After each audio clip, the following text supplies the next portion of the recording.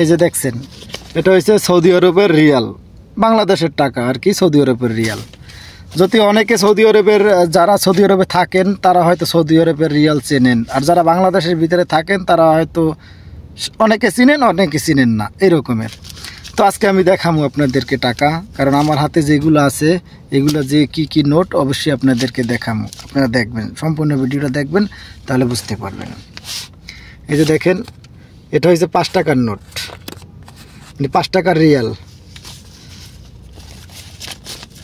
এটা হচ্ছে 10 টাকার রিয়াল।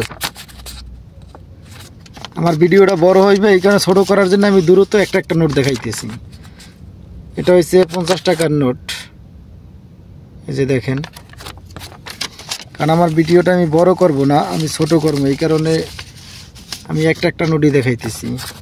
এটা হচ্ছে 200 টাকার নোট, 200 টাকার রিয়াল। এটা হচ্ছে 100 টাকার নোট, 100 টাকার রিয়াল। এটা হচ্ছে 500 টাকার নোট। এটা হচ্ছে সবচাইতে সৌদি আরবের বড় নোট আর কি, এর চাইতে আর বড় 500 টাকার নোট সবচাইতে বড়, এর চাইতে বড় আর নোট হয় না।